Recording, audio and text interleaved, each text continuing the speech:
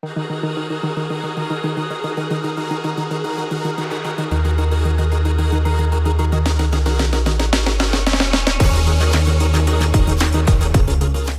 done the hard work. Our fathers, our forefathers, our grandfathers all bequeathed us these lessons. We've just decided to slough them off in favor of what? Nothing in particular. It's truly vexing.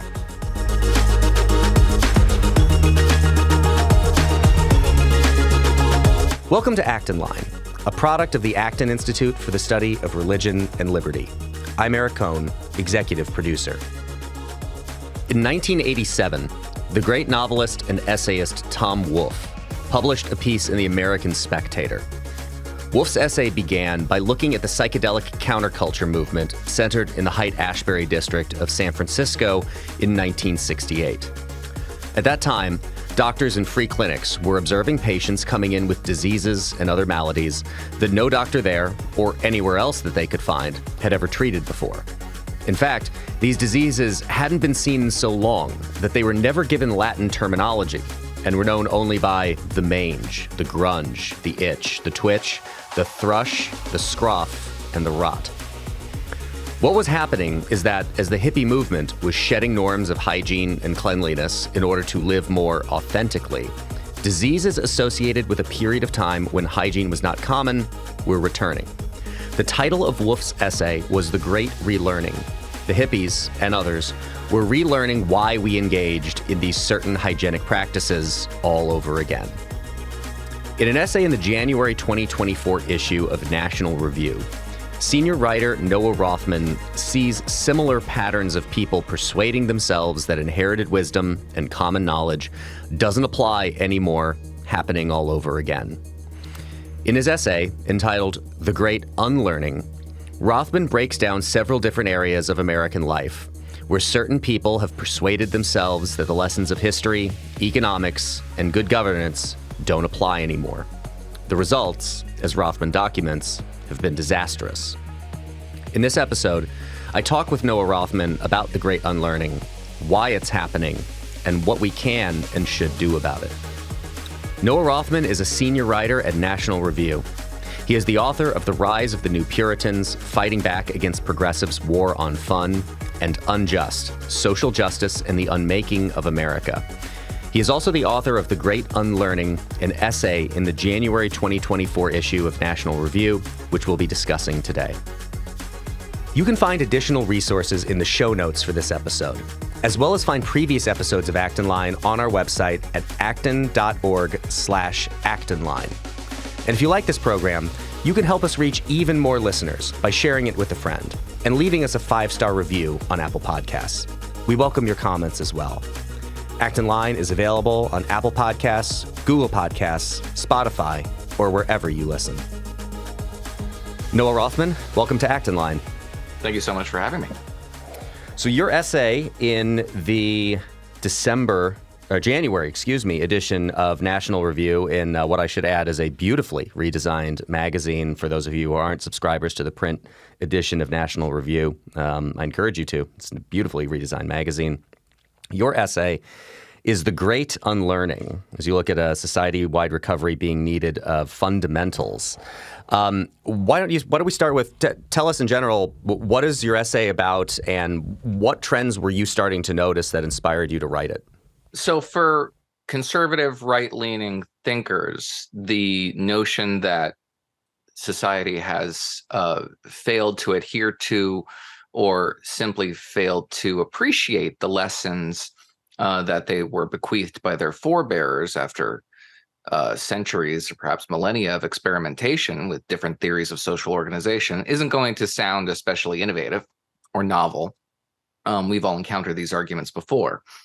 What I wanted to do in this essay was to focus more on some of the practical and prudential ways in which a great rediscovery of some of the lessons of history that we've sloughed off in our hubris and our assumption that this is the most enlightened generation of all of history has ever produced, can teach us in relation to very practical problems that we're encountering right now: inflation, economic mobility, and the governance of great cities and how to navigate an anarchic international environment defined by great power competition. None of this stuff is weird or new or novel. We've had generations have experimented with it, understand what works and understand what doesn't.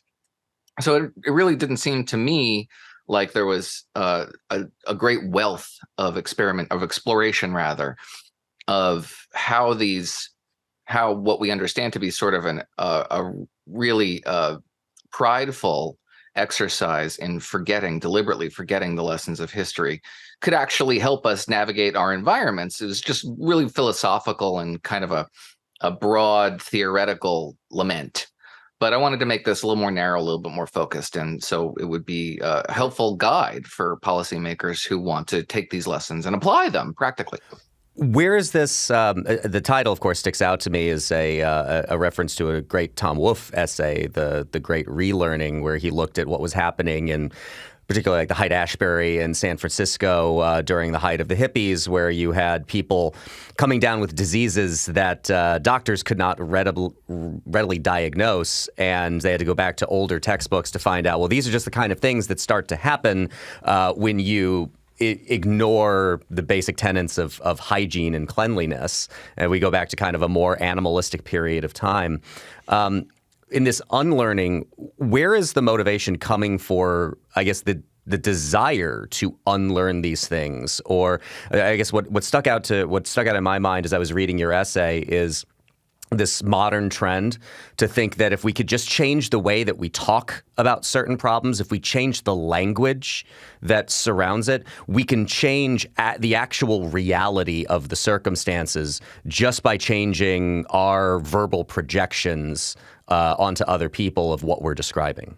Yeah, that's generally a progressive conceit, but not exclusively a progressive conceit. One of Frank Lentz's great claims to fame is the reimagining of the inheritance taxes as the death tax. And by reframing that, you reframe the debate, you change the shape of the debate and advance your cause. And there's a practicality there too, but it is easily overstated. When it comes to how we've been seeing this manifest, this desire to unlearn the lessons of history, it is because those lessons are a shackle on policymakers who simply want to pursue the policies they want to pursue and don't like the idea that there are knowable downsides to them. So they undermine the idea or chip away at the idea that those downsides are applicable today to our very distinct and perhaps even unique circumstances. When it comes to inflation in particular, there was a real aggressive lobbying effort on the part of progressives in policy and in media, arguing that the lessons of the 1970s are just simply not applicable to our present circumstances for a variety of reasons. Their supply chains are different. The global economy is different. There's a whole variety of a suite of policies that we've developed in the interim that can contain inflation in ways that our forebears didn't know or understand or simply didn't have. But the objective was always just because they wanted to spend as much money as possible, as fast as possible. So it was a heuristic. It was an argument, the weapon nearest to hand to get what they wanted, which was spending as fast as possible, as quickly as possible. And that is what they got. They argued for forgetting explicitly in the case of Benjamin Applebaum, who's a New York Times editorial writer, is on the editorial board, said explicitly, forget the lessons of the 1970s, of the past. You're haunted by ghosts, he said. Just liberate yourself. And they did.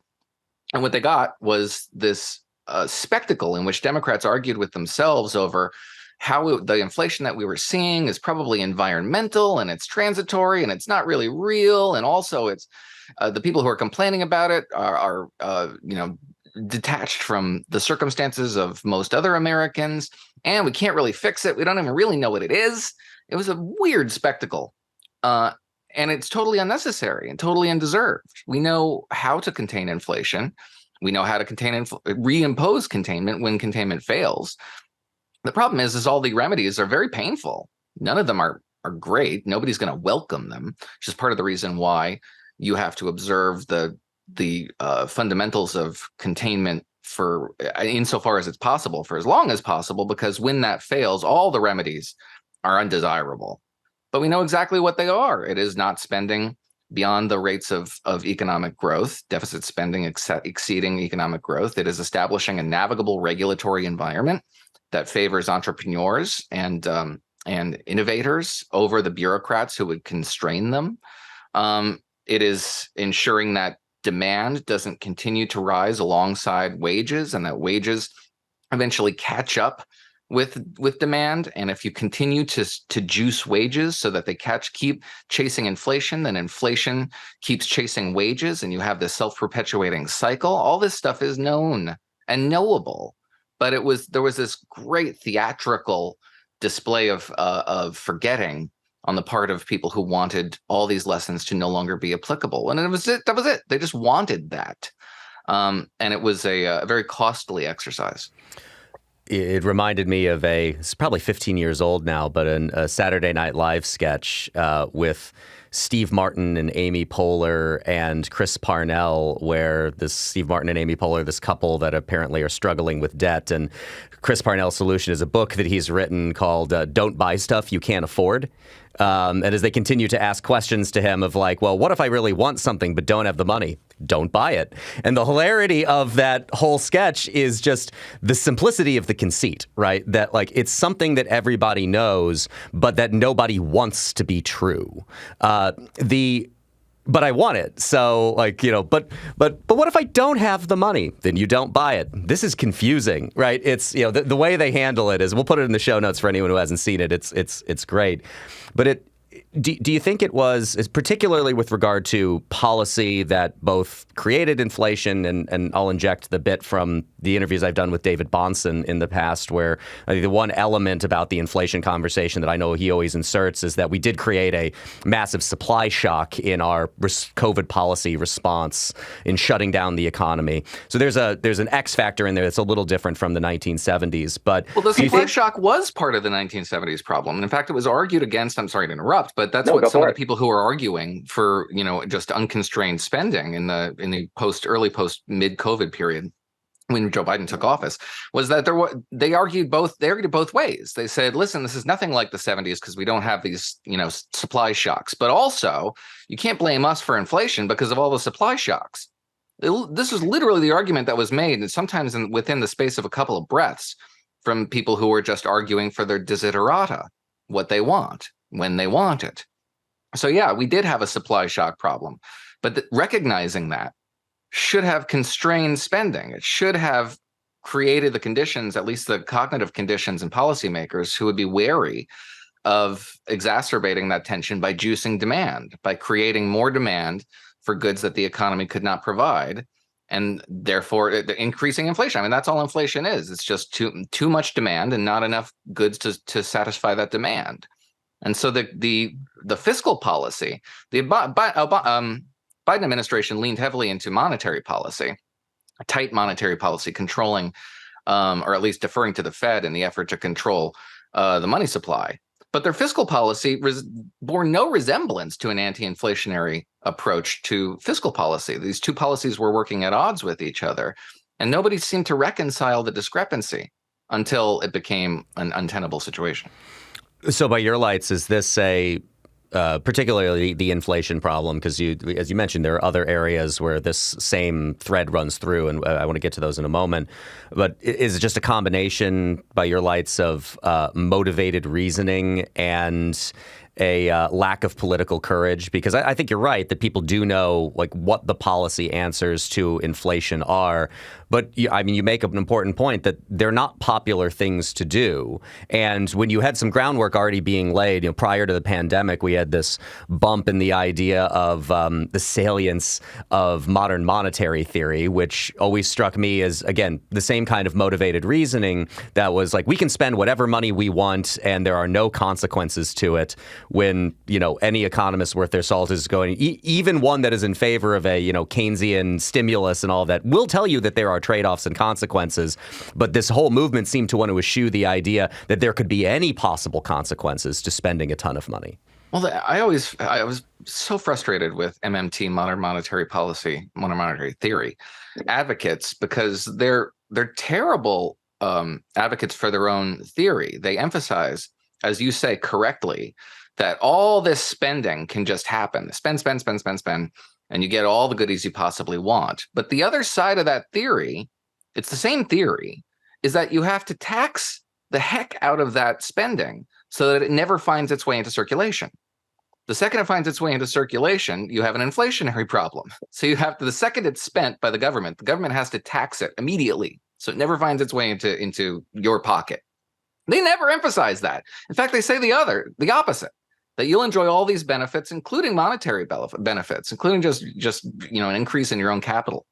And they just simply elide that part of the theory, which is the only thing that makes it remotely logical. And I think it has many deficiencies beyond that, but they don't even observe the unlogic of their theory. And when it comes to courage, as you said, I think that's part of it. Some of these policymakers may genuinely be not acquainted with some of the lessons of history, but there is definitely a courage problem when it comes to, for example, as a remedy for inflation, price and wage controls. Price and wage controls are now suddenly very popular. You've had Canadian Prime Minister Trudeau entertaining the idea of reimposing price controls to keep the cost of food down.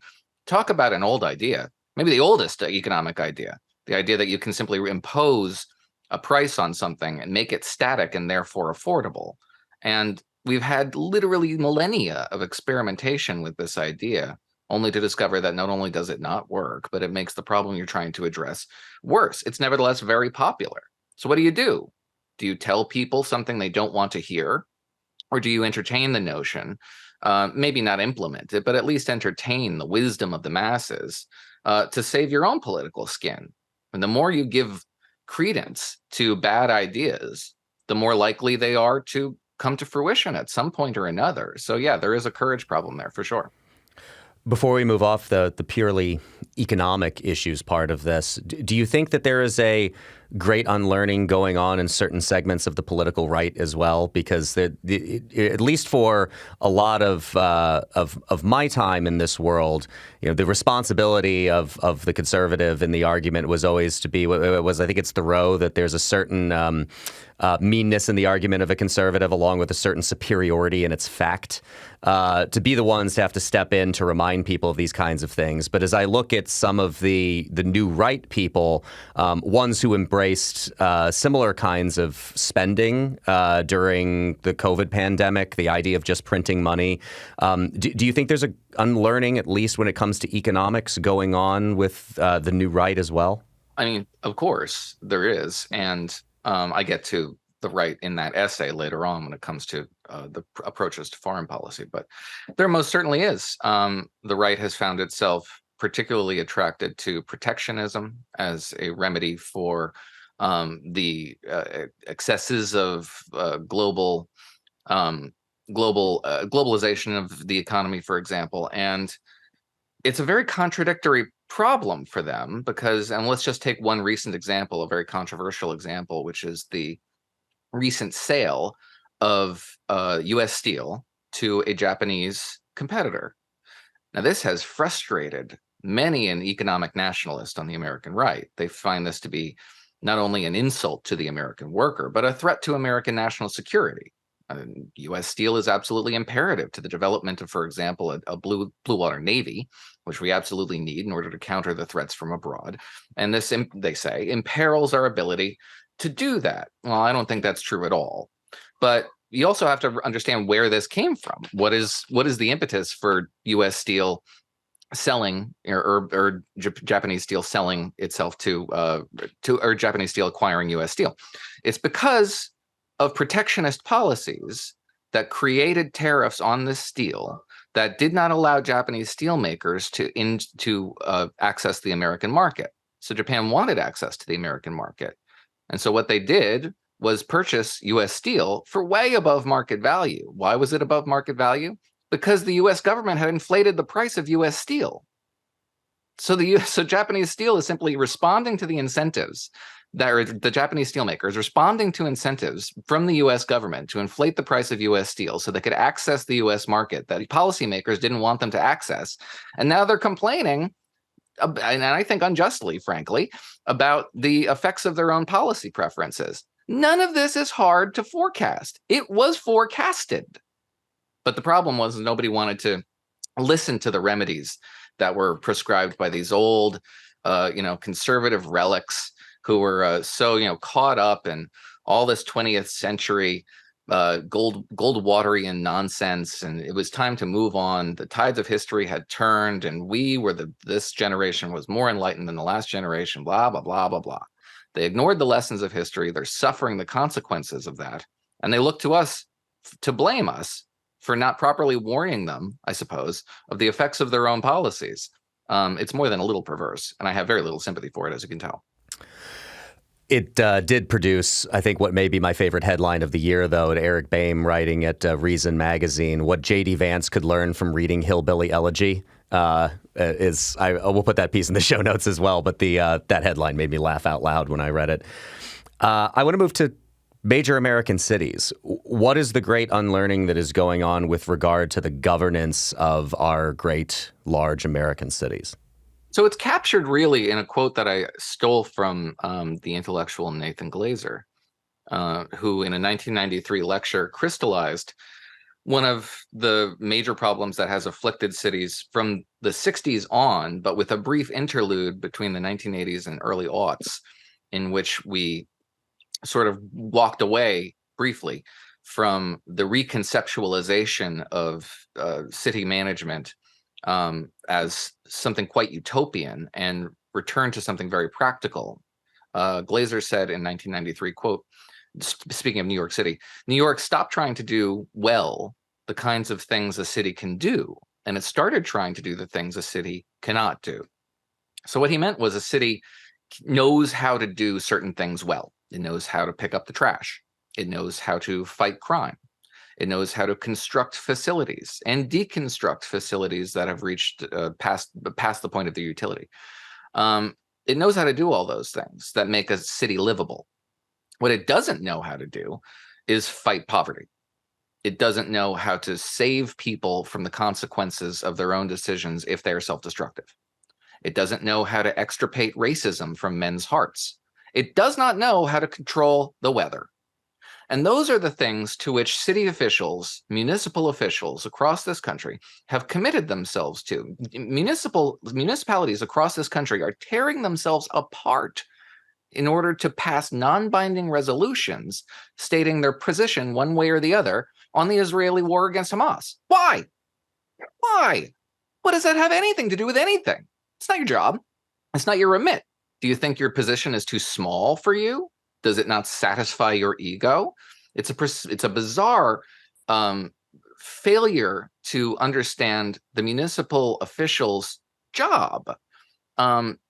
We know, and there's this weird, the whole forgetting aspect of this is that I was surveying the commentary around why American cities, great American cities, seem to be in decline and are, quote, ungovernable in the Atlantic David Graham's observation. And they just seem totally confounded by the problem. They don't understand. Is it the fact that we have highways bisecting our cities? Is it the fact that we have these, we have these tax policies that are pushing people out, but also we have to have those tax policies in order to maintain the standard and quality of life that we lead now and attract the right talent that we want to have? They're all just very confused in ways that they really shouldn't be.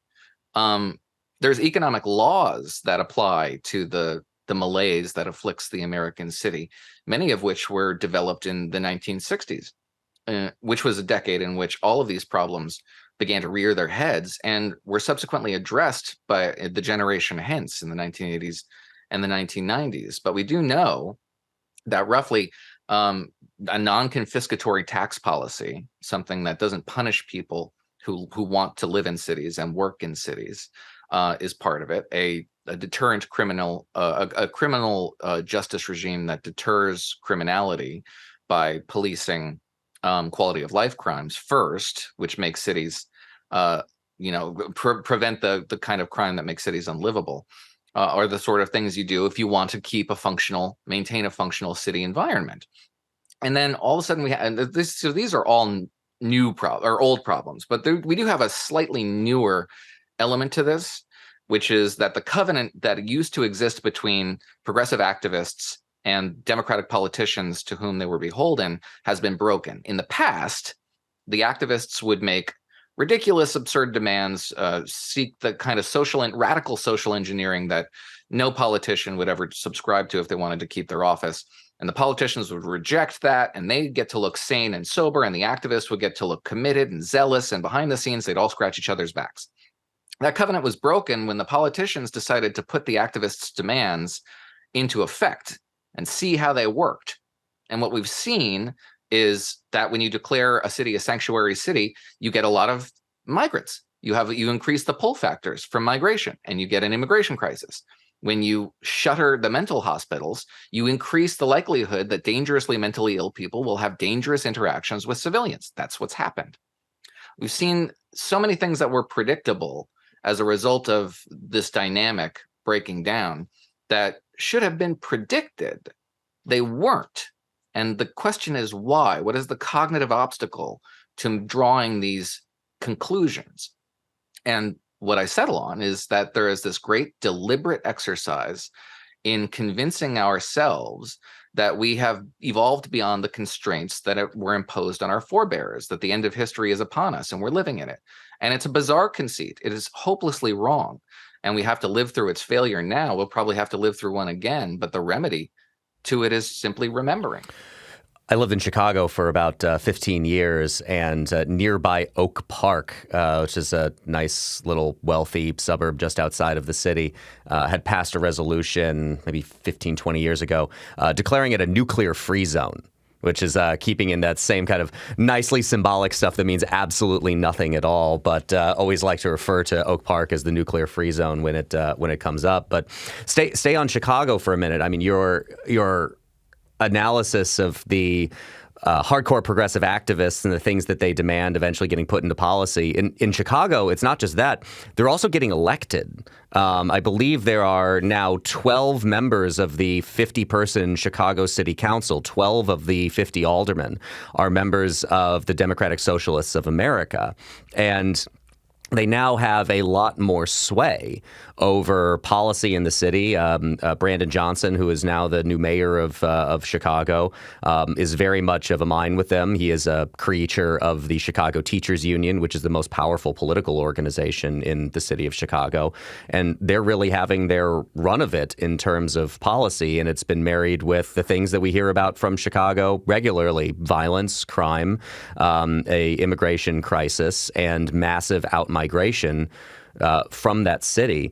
The crime part, I'd like you to unpack a little bit as you observe what's going on in cities like Chicago, New York.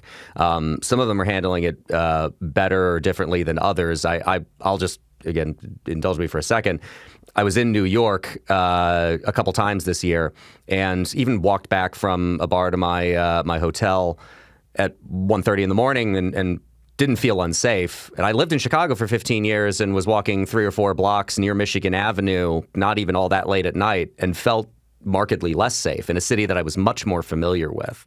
So like these things are actually, I think, having an impact on the citizens of them, but there is just seemingly no desire from the political leadership to respond to the changes on the ground, even where, the crime in Chicago, especially the violence. I always used to tell people that, yeah, it's a moral atrocity and it's awful, but it happens in 6 zip codes. And if you don't live in those 6 zip codes, you had no reason to be there. And over the last, I would say, 8 years or so, it has started to bleed into areas of downtown and now becomes, not just the occasional shooting, but carjackings and muggings and other things that make it sound more like New York City in the 1970s. And there just doesn't seem to be, again, I go back to political courage. There's just no seemingly desire to either acknowledge that this problem exists, that it is a problem, that it is creating quality of life problems for all kinds of people all throughout Chicago, and to actually do something about it. I think because of this, we still have a lot of people clinging on to a hostility to the concept of policing and the idea of police being an entity that even needs to exist. Yeah, I think that's right. In Chicago in particular, you have now this recent, it's an experiment, but it's not really an experiment because it's not at all new. And it's politically very disadvantageous, which tells you how committed they are to their intellectual project. This effort to decentralize, if not shutter, schools that are high achieving, for selective schools for overachieving students. And there's a real conceit there that I think is worth dwelling on, which is that once you come to the conclusion that it is to accept the structures that constitute the status quo is to functionally or tacitly acknowledge that you're a part of an oppressive regime, that those structures are illegitimate, and they're detrimental to the citizenry, and you have to act for action's sake in some cases, because you can't simply allow the status quo to persist. Then you end up doing what's easier rather than what's harder. And what's easier is to disadvantage those who achieve rather than lift up those who, for whatever reason, struggle to navigate through life. It's almost impossible to save someone from the consequences of their own actions. It's certainly possible to frustrate and make it more difficult for people who don't similarly struggle to navigate their environments. That's something politicians can do. They can't do the other. And if you have to do for the sake of doing, you do the thing. You do the thing that hurts, because you can actually frame that at least as your intentions are pure, even if the results are a disaster. When it comes to crime, there's something similar there, insofar as you can't necessarily do the kind of proactive policing that you want, to the results of the proactive policing you want to see, because that's actually quite difficult. It's not an easy project to do. It takes a long time to build the kind of consensus around that level of policing. And so you end up doing the easier thing, which is to truncate policing, satisfy the activist class, and limit your ability to control events rather than expand your remit. That's sort of the story in New York City. When New York City came back, Rudy Giuliani gets a ton of credit for, and he deserves a lot of it, for implementing citywide a series of policies that were incepted over the course of decades from below. There was a quiet consensus that built up around the kind of what was called broken windows policing, a theory promulgated by James Q. Wilson and George Kelling in the Atlantic before it was ever tried on the street level. But even before that, there were business improvement districts, which were these small corporations manned that were responsible for policing and improving the aesthetic appearance of their block by block area. So, for example, when it wasn't as though that Giuliani tackled New York City and Times Square was suddenly like revived. This problem wasn't tackled first in Times Square. It was tackled under the Queensboro Bridge that was plagued with crime, and it was a cesspool of pornography and all the other ills that end up contributing to an environment in which violent criminality can take hold and thrive. And that's where it was started. The experiment began there. It was later exported throughout the city. But this was an incremental process around developing a set of policy recommendations that required buy-in from the whole citizenry. And it took a long time to get there. And it didn't take long to break down, unfortunately. But in order to get there again, you have to reinstitute this consensus, develop this incremental consensus around the idea that proactive policing has knock-on effects when it comes to crime. You can't just simply tackle crime and expect crime to be solved, or violent crime, and expect violent crime alone to be solved by remedying violent crime. There's a variety of inputs that go into it. And progressives would probably tell themselves that it has more to do with poverty than anything else. We have very little evidence to suggest that is the case. That's another conceit that they like to tell themselves in order to avoid doing the hard work. And the hard work is policing the quality of life stuff that they don't like policing. It targets young offenders, it targets low-income offenders, the homeless. It's just the people who are prosecuted for that sort of thing are the wrong people. But that is how you get to a stable social covenant. And without it, you have instability. And all of this stuff does not need to be known. We've done the hard work. Our fathers, our forefathers, our grandfathers all bequeathed us these lessons. We've just decided to slough them off in favor of what? Nothing in particular. It's truly vexing. As I read the story about Chicago moving to shut down the selective enrollment elite high schools, I think for most of the time that I can remember, the debate has been which dystopian novel was more predictive of our future, 1984 or Brave New World, and then out of nowhere comes Harrison Bergeron to assert its own role in this. I think there's something too about, as you referenced, that like that the James Q. Wilson essay on broken windows policing was in The Atlantic, and I think this is perhaps a symbol of this exact problem, that I don't even think an essay like that could get published in The Atlantic today. Like those kinds of, could a magazine like that, would they actually entertain an essay of that nature anymore? I don't think that's true. I think they would. I can't necessarily speak for Jeff Goldberg, who's the editor over there.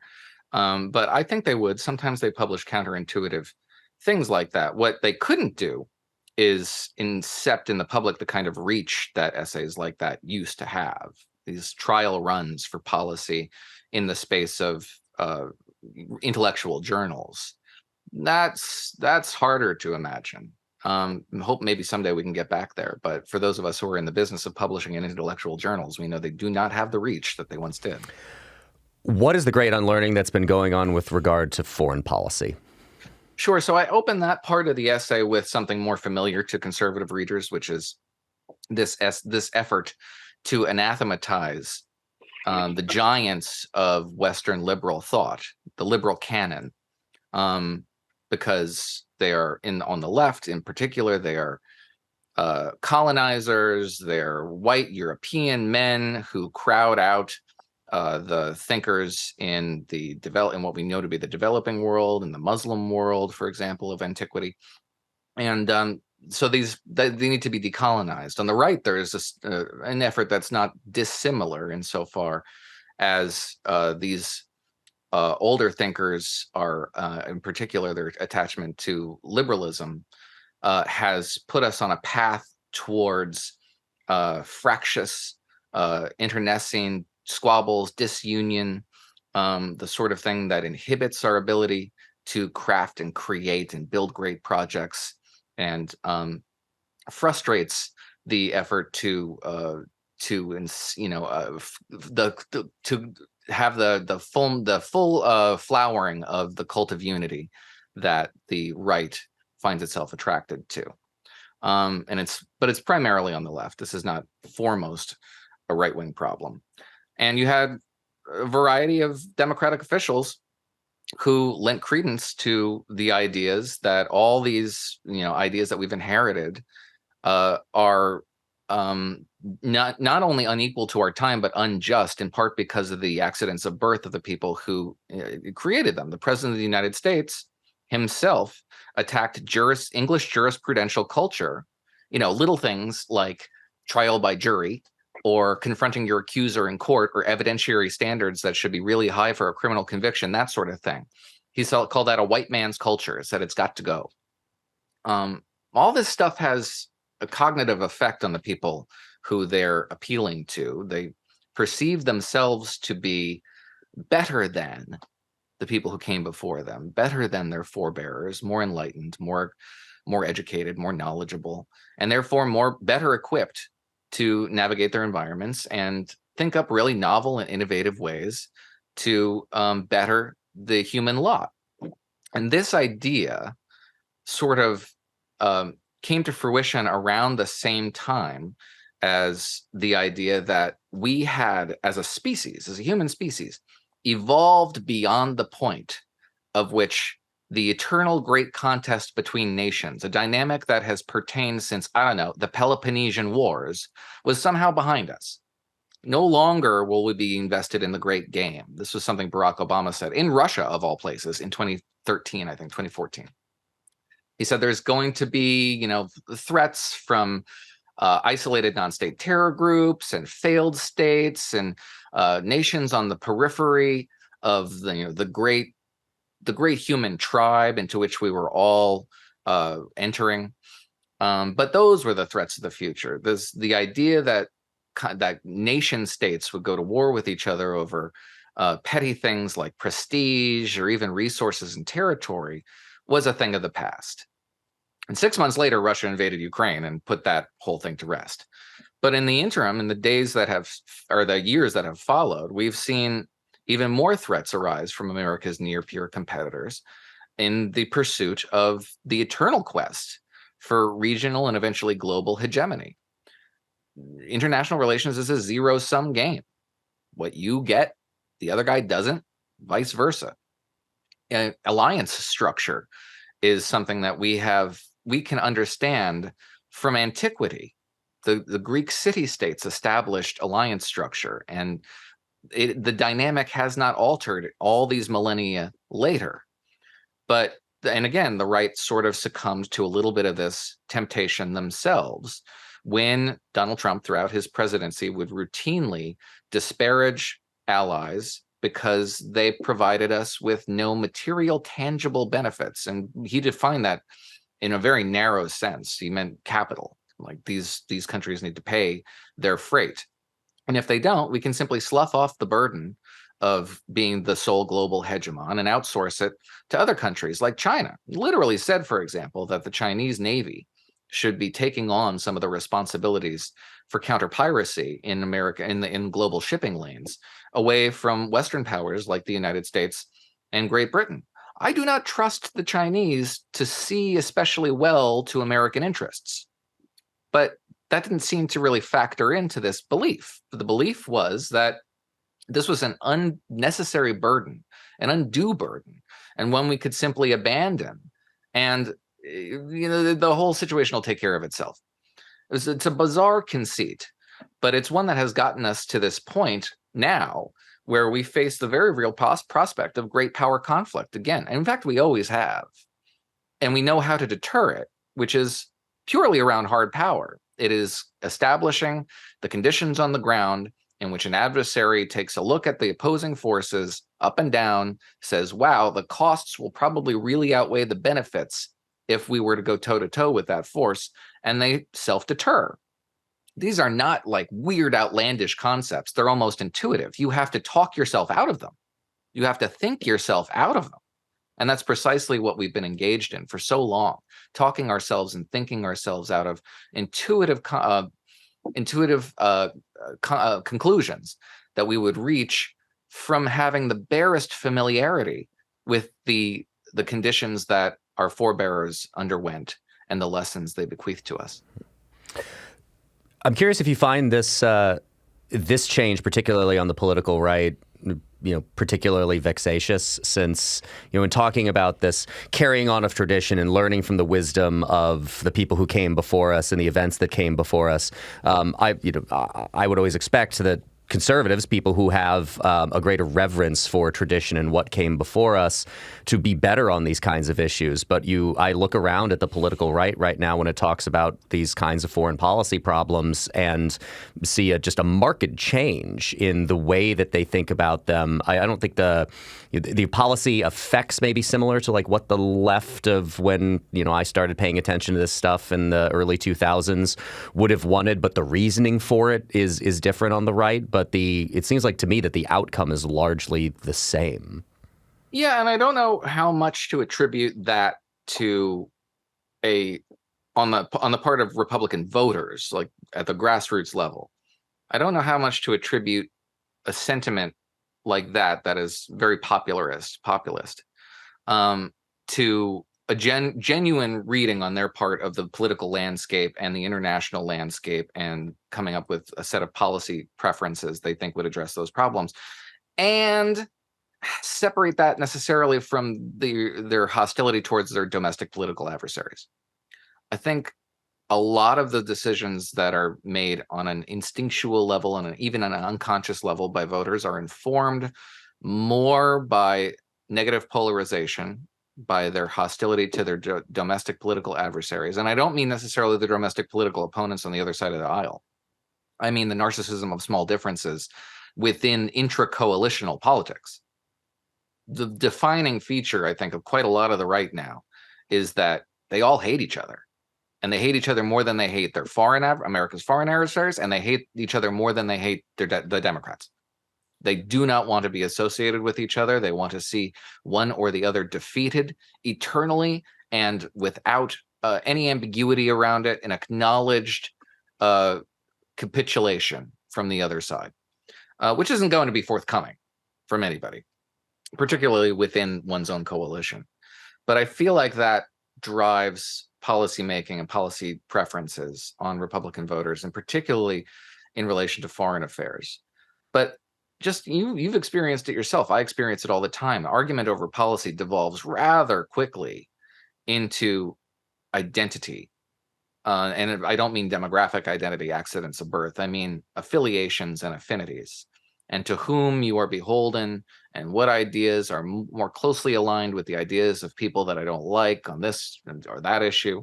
And it all becomes a contest of tribe. And that's really distressing and not especially productive.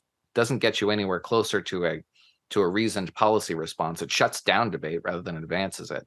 But I feel like that's one of the defining features of, in particular, the political right. It's in evidence on the political left, but it's muted because of the fact that the Democratic Party presently has a lot of political power, and that political power is a moderating influence, particularly given that one of the president in particular is not especially radical in his policy preferences, although he defers very often to the radicals within his coalition. But he himself does not personify that kind of populist grievance. Donald Trump is a different character, obviously, and had a different effect on his political coalition. But when Joe Biden exits the stage, I expect that same dynamic will become the dominant dynamic on the progressive left as well. It is intra-tribal politics, and negative polarization is the most powerful physical force in our politics. So Noah, let's wrap it up here, and let me ask you, so what do we do about this? Is this just a situation where we have to wait for people to be mugged by reality, as the saying goes? And I've flippantly joked that with a lot of what's going on in the world today, that perhaps there's a new neoconservative being minted every day. At least, perhaps I would hope that. But what do we do? Do we just have to, experience? Is it true, as Edmund Burke said, that example is the school of mankind and he shall learn it no other? And we just have to experience all of the awfulness to figure out that the things we knew previously that we wished and pretended weren't true are the actual answers to this? Or is it incumbent upon those of us who understand these things to do a better job of communicating it forward, to imparting that wisdom to future generations? I often wonder, do we do a really bad job of teaching now and trying to explain what we know, why we know it, what these basic realities are, and that, it's no matter how much you wish it to be different, it's not going to be, and you need to operate within those confines. Yeah, we do a terrible job of educating young people in particular about just, the fundaments of the tradition they inherited and the lessons they were bequeathed. And that's a deliberate exercise. The breaking down of that is an effort to liberate policymakers to do the things that they want to do, to experiment, to reform, to be negligent of the law of unintended consequences, because they perceive themselves to be above it, sure, but also because they resent powerfully the circumstances into which they were born and want very much to change them. And adherence to these kind of traditional values, informed very much by hard-earned experience, are impediments to that sort of thing. The impediments have to be broken down. It's a deliberate project and a nefarious one. And it's also the fact that hard realities we will soon encounter them once again, and they will reveal to us the degree to which we've been indulging in luxuries. The notion that the greatest threat to the American social compact, to our power abroad and at home, and our comfort and our prosperity that accompanies it, is the other party, is your neighbor, was a luxury. This is a fatuous rationalization that allowed you to look beyond the world abroad and the macroeconomic landscape and half a dozen other big picture policies, and focus instead on your own personal grievances, sometimes petty grievances, the presumption that you and your particular lot in life was stolen from you by unseen forces, omnipotent but unseen forces.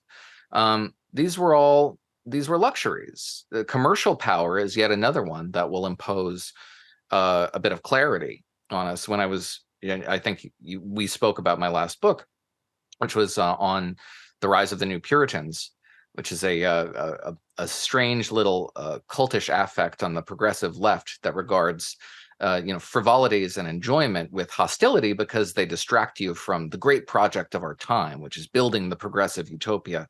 And you have to be focused on the ills of mankind at all times and in all things, and entertainment in particular distracts you from that, and that is unconscionable. That's a very puritanical outlook.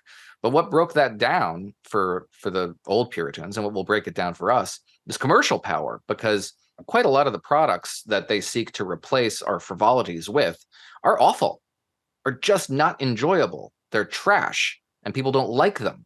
And that is something that we're already seeing market forces take charge and withdraw from some of the social reformers who have found themselves at the head of entertainment companies. A lot of the power they had to put out terrible products that nonetheless pushed a message that was desirable.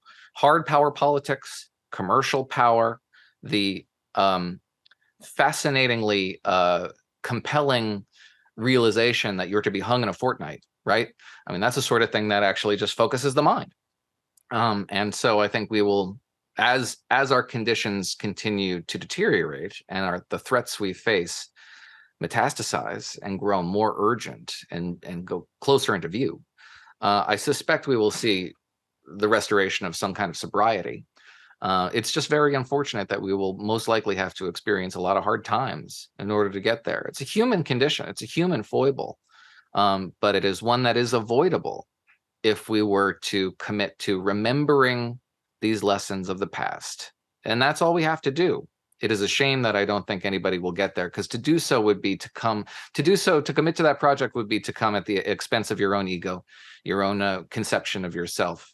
And embrace a kind of humility that we don't often see in the public sphere. So it's unfortunate, and it's preventable, but nobody seems very interested in preventing it.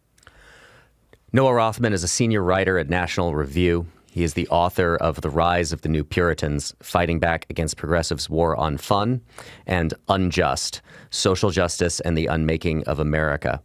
He is also the author of The Great Unlearning, an essay in the January 2024 issue of National Review, which we've been discussing today. Noah, thanks so much for joining us today on Acton Line. Thank you.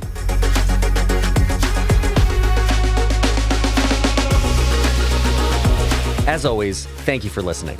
Our team loves putting this podcast together for you. It's encouraging to hear from our listeners. Feedback is incredibly important to us because it lets us know what you'd like to hear more of, including the kinds of topics you're interested in most. If you have comments, feedback, or ideas for a show topic or interesting guest, you can email our team at producer@acton.org. Until next week, for Acton Line, I'm Eric Kohn.